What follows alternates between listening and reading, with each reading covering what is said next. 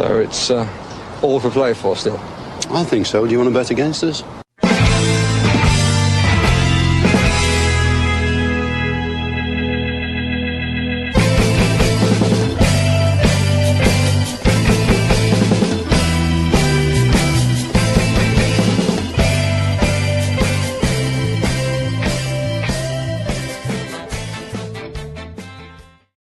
Hello, Aston Villa fans, and welcome to For the Love of Paul McGrath podcast, where Aston Villa have an 11-point buffer zone over sixth place in the Premier League.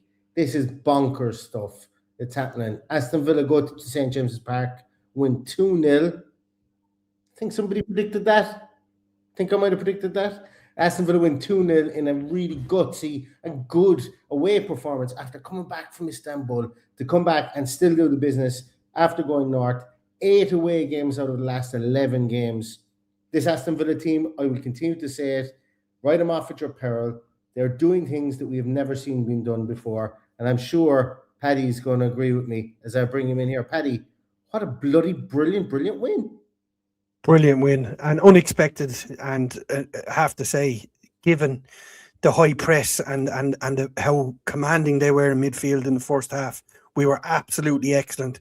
We just took the decision to bypass it, took all the power out of their midfield, and it was brilliant, absolutely brilliant to watch. It was a joy to watch, apart from the refereeing performance, but we get into that because that's only a minor thing. But it's a great win, it's a statement win. And given the way the results are gone, it was one we needed, and I'm absolutely buzzing for it. Absolutely. Like, really played into our hands the way results have gone, specifically with Liverpool. Also, United having to play against Arsenal now at 4 p.m. This is, Villa keep on doing it, Paddy. We keep on getting written off. We keep on, the result against Everton wasn't good. It wasn't the result that we wanted. We've had 2 brilliant bounce back performances since then. This team is the real deal, Paddy. It is the real deal, and it's important to celebrate these wins and celebrate the last 6 days that we've had since the Everton game, because it was a bit doom and gloom, and that's fine. And we put that in the past, and people can think that's fine. But the transfer market may now come to us with Tammy Abraham, and reinforcements potentially are on the way, and those results keep on coming in both competitions that we really want to excel in. Yeah. Look, it's okay to be pissed off last Sunday. We were all hurting. We were all hurting over the result. We were all hurting over the Kamara news, the McGinn injury, everything that went with it. So it's okay for people to be down, and it's okay for us to be down if we want to be down. I know I'm more down than you are, and that's people could take that or leave it whatever way they want. But you're right. The last few days to go to Turkey on a Thursday night, 5-hour flight home, get the turnaround, get the work in. Wouldn't have been too much work on the pitch, but the work that was done behind the scenes just to be on our game, to realise that what Newcastle were going to throw at us from the start, and to play around it and just be a commanding team. So I enjoyed it. I think they deserve all the flowers we throw at them today. And I think all the decisions, even down to not taking off Digne or Maatsen as he normally does. I thought he got everything right today. He got the substitution spot on. He got his team selection spot on. And we just did an absolutely brilliant job on Newcastle. I think so too. Look, 42 seconds in, Tonali dances through the defence, has a shot that's incredibly well saved by Emi Martinez. They seem to have this hex of having that gilt-edged chance in the first couple of minutes against us every single time. But we weather that storm. And realistically, Paddy, outside that one, and then you had the other save that he made just before half-time? Well, he made 2 incredible saves. He got brilliant. I was annoyed at him last week over how he handled that initial Dwight McNeil shot. But today, if he could do that week in, week out, and we didn't have those, it was a silly lapse of concentration to not push the ball away from the oncoming attacker last week. But 2 absolutely unbelievable saves today, and fair play to him. Every time I get annoyed at him, he comes back and reminds us how good he is and what he's capable of. And look, he arguably with those 2 saves would make a man of the match, although Don Goodman gave it to Emi Buendia. I'm sure there's a few more arguments for who could win it in there. Yeah, and that's the thing, because there was a couple of really good performances in midfield, Paddy, and that's one thing we said before the game, that we wanted to see performers in midfield. Their midfield was going to play in that flat midfield.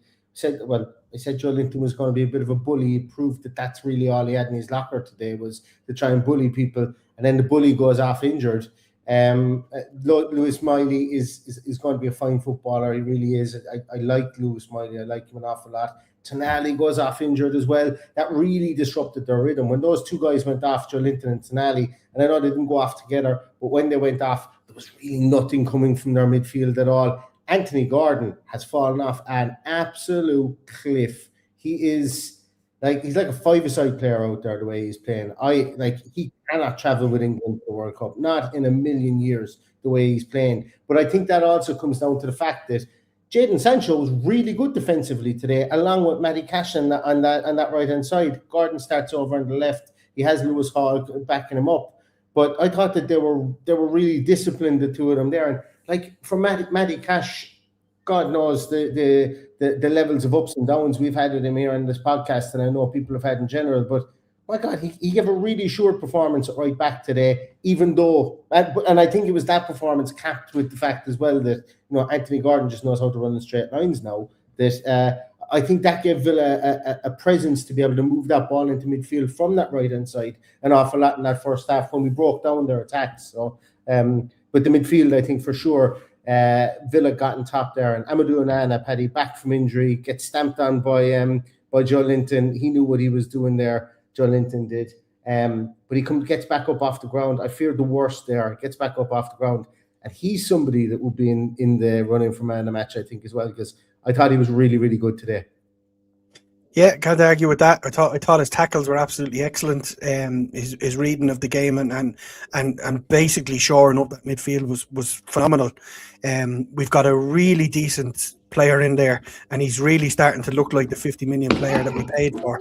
So fingers crossed he can continue. I love the way when he got injured he was bouncing back up, which he hasn't done in the past, which has frustrated us a little bit. But he's a phenomenal player. He's getting better, as is Maatsen. I truly believe. I highlighted a comment there from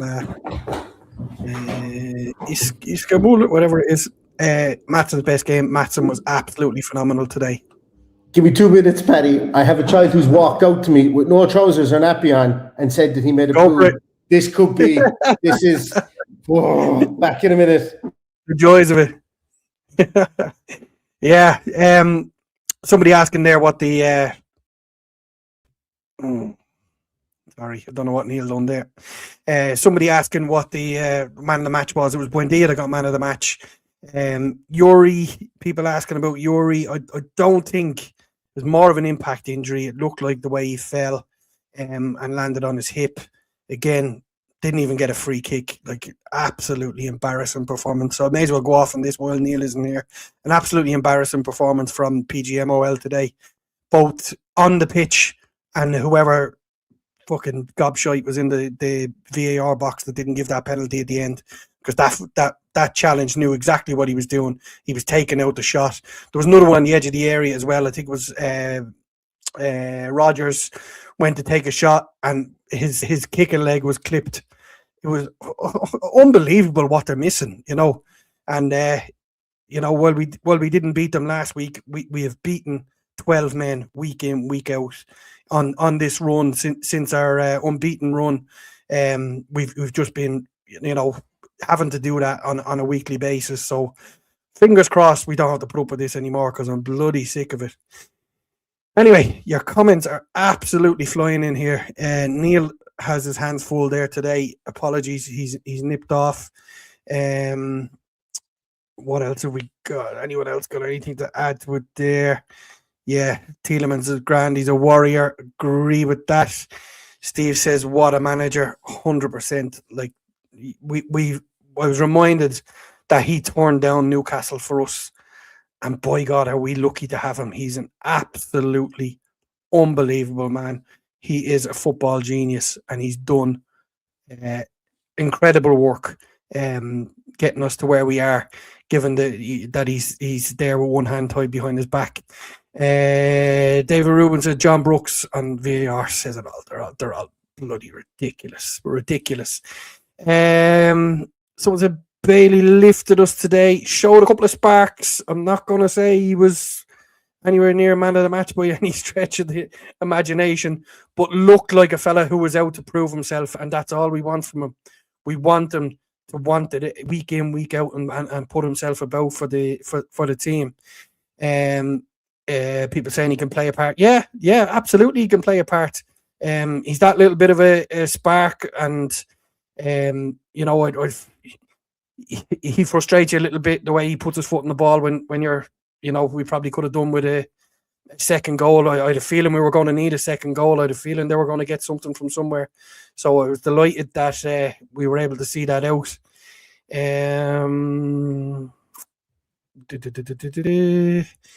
David, where truth is, I didn't think we'd win here or Turkey during the week. What did I know? Well, I certainly didn't think that we were going to win today. I have a son who's 20 years of age that has never seen us beat Newcastle at St James's Park. So it's phenomenal. And we've got to play them in the FA Cup in a couple of weeks. So we're hoping that Bruno Guimaraes is out for a few weeks, because are they a one-man team? Are they toothless without him? They're definitely toothless without him. They're not a one-man team, obviously, because they did give us numerous things to think about, and they're a well-drilled, well-oiled machine. Scott Taggart is asking about Harvey Elliott. I think it's just lack of numbers. Didn't get on. Obviously, we can play him 4 more times without having to pay the 35 million. So he was needed to be there. He was part of the plans, and we just got to back what the manager chooses to do. Emmy scared you when you went down there. I don't remember that.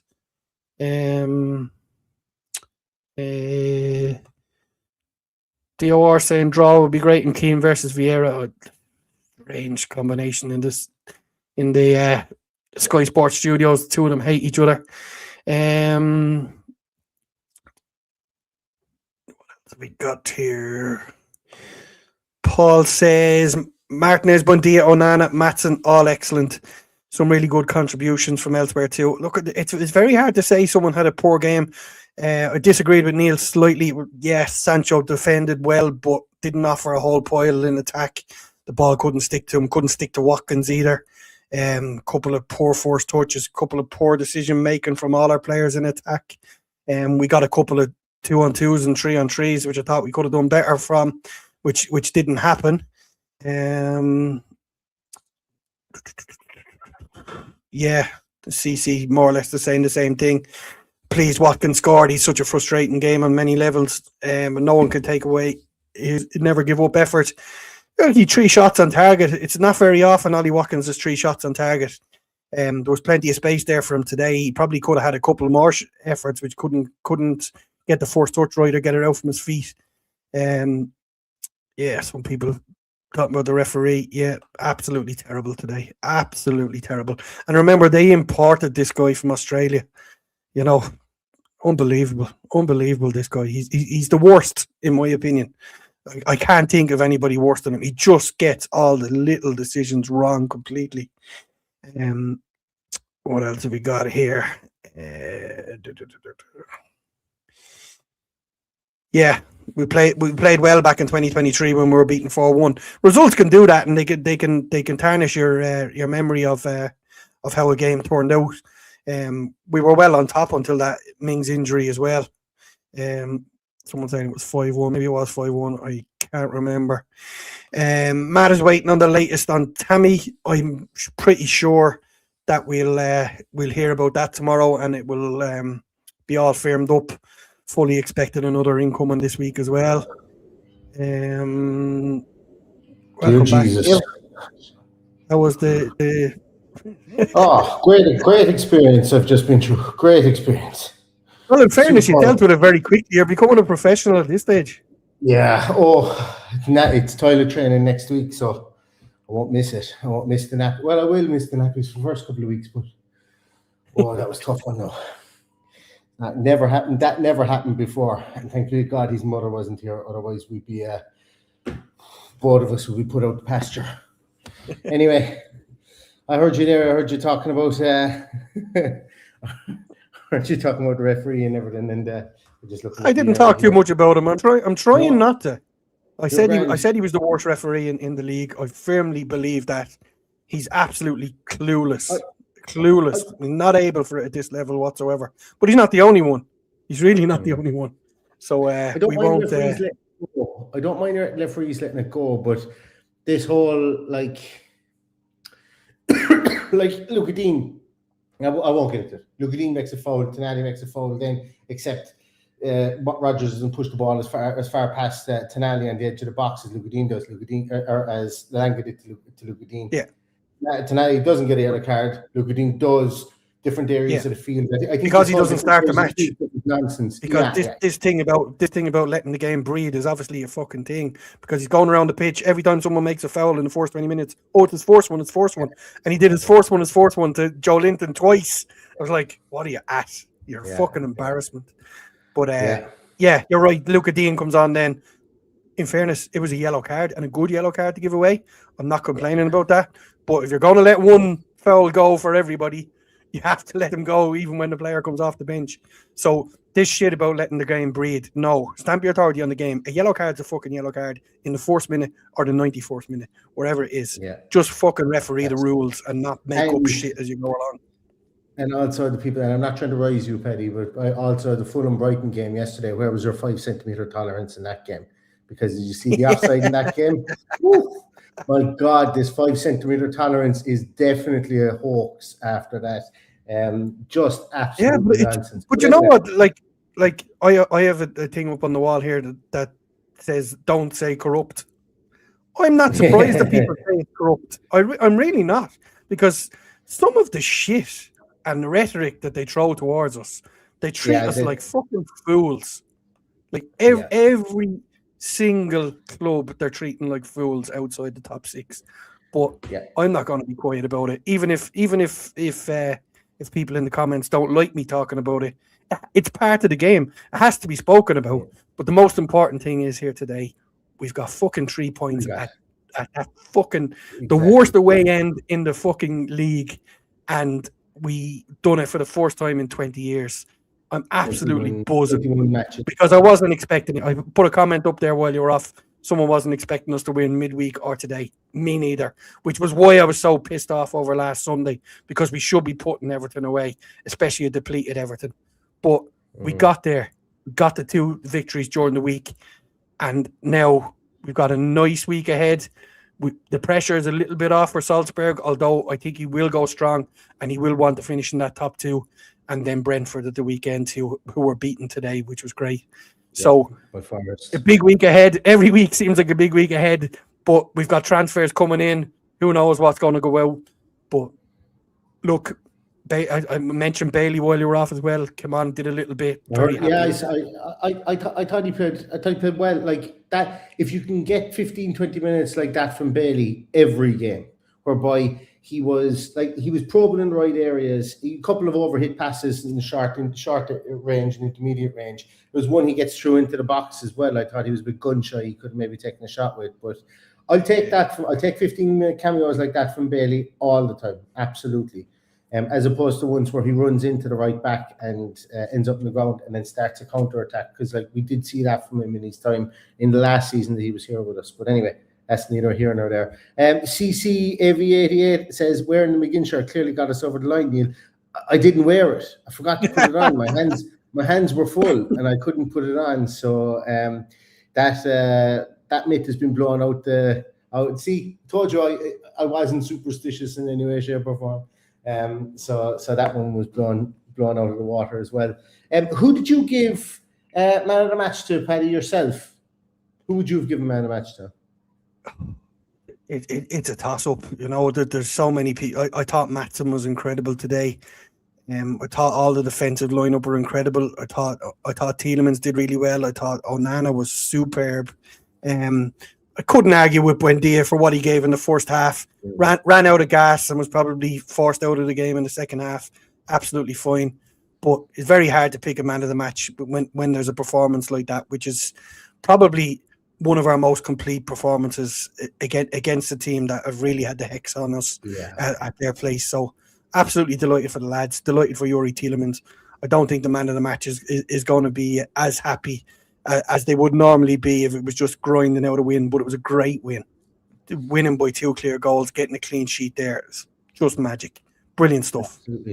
Absolutely. And that's definitely something that, to get the clean sheet is definitely something that shouldn't be overlooked as well, considering we played 2 different centre halves on Thursday and 2 different centre halves on Sunday, so this defence is working. Like I read Twitter post after Twitter post after Twitter post from let's call them neutral tactical people on Twitter, faceless, nameless tactical sites that were saying that Newcastle we're going to rip Aston Villa apart because they're we're going to play the high line, and Barnes and Gordon were going to get in behind them, and it was going to be child's play for Vissa. Hey, it wasn't, and we won. And this back line is well drilled. There's a huge mindset towards the chemistry, I suppose, of this back four and of the 2 back fours that we have, because we're pulling from a pile of essentially 7 players.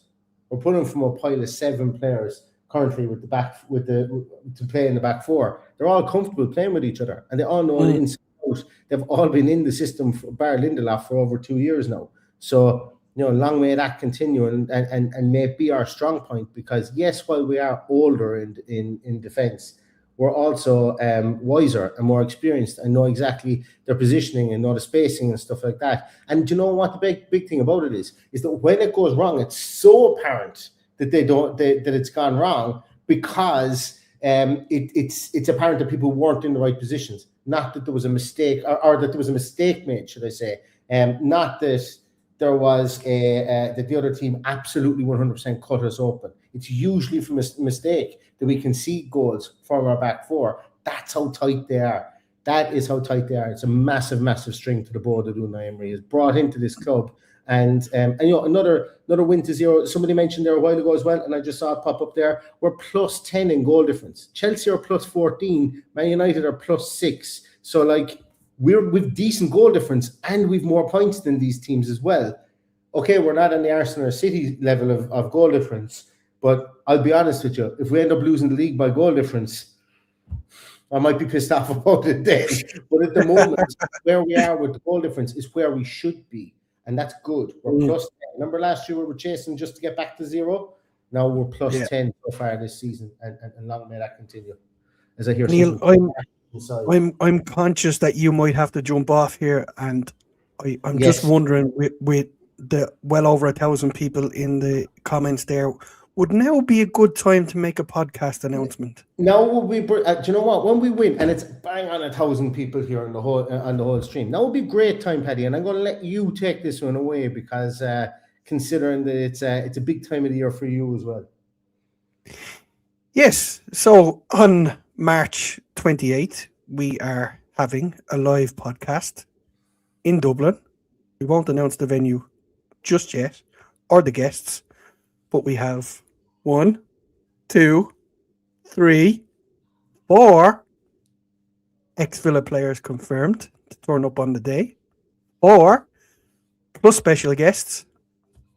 It's also my 50th birthday, so you're all welcome along on the 28th of March. You can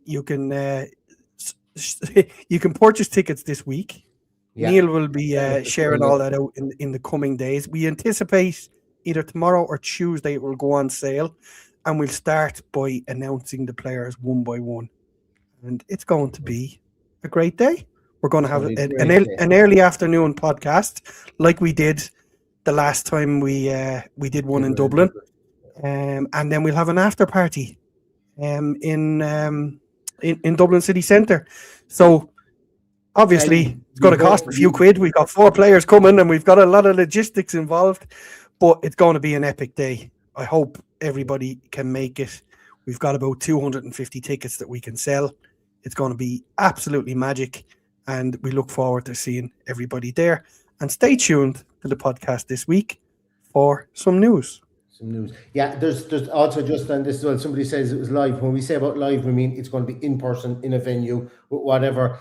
The logistics of streaming it are probably not going to happen as well. I got a quote for streaming it, and let's just say I don't have a spare $5,000 lying down the back of the sofa. So let's just say that, considering it's costing me multiples of that to put on the podcast as it currently is, we had to cut something out. But while you're on that subject, Neil, if there's somebody out there in the world who fancies themselves as a bit of a videographer who wants to prove themselves Move to the world and would like to come along and video for us, we will have the sound recorded by the venue themselves. So it'll just be a case of putting it together with the video. So if you're interested, get in touch. What's the email address, Neil? For the love of Paul McGrath, gmail.com. Here, for the love of Paul somebody's McGrath, rumbled us, Paddy. Nigel Callahan, Rep Adam Rachel, Evo Stasny, Ian Ormright. I told you not to say it. You're after giving it away somehow. You're after giving away all the players.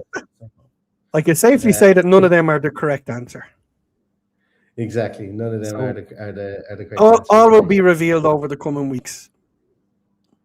Exactly. Yeah. So, and they will be on sale this week. We're just waiting on one final small piece of confirmation, and then we'll be announcing it. But going to be a great day, and looking forward to it. The last one we put on in Dublin was an absolute cracker. I probably think it's not going to be as warm as it was then, Paddy. That was a sweltering day. That day was some heat that day, but it was great crack where we were, and also the one we did for Paul McGrath in Limerick as well was another banger of a day. So we're looking forward to another great day and meeting as many of you guys as we possibly can. Yeah, so more coming on that in the coming week, and so 2 things to celebrate if that is something you want to celebrate. Also, Paddy, the 30th anniversary of the League Cup win is on the 29th of March, and we're having this on the 28th of March. So 26th of March. We're not having. What's the 26th? Oh, sorry, the anniversary is the 26th.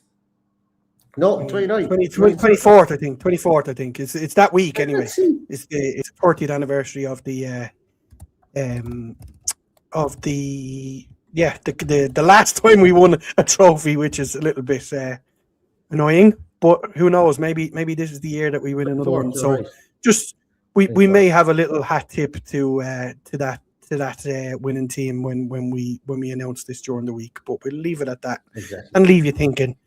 And we'll wait till the announcement during the week. Perfect. Excellent. Right, I give it away because I always do stupid shit like that, giving away things I'm not supposed to give away on the podcast if we talk anymore. Lads, thanks a million to everybody for watching and for listening. Aston Villa, just the Villa train rumbles on. It really, really does. And this is a brilliant time to be an Aston Villa fan. We're 11 points ahead of Man United, as I mentioned, with Man United still to play, and 10 points ahead of Liverpool. This is stuff that hasn't happened since the 80s. So let's keep the flag flying, and we'll be back again with anything that happens, any Tammy news, any transfer news, any team sheet tantrums before Salzburg and all that jazz. Watch us again for the coming week, and we will also be releasing more about that live event that we're going to be doing. So thanks so much, everybody, for watching and for listening. Stay safe, stay healthy, and all that's left to say is up the Villa. Up the Villa.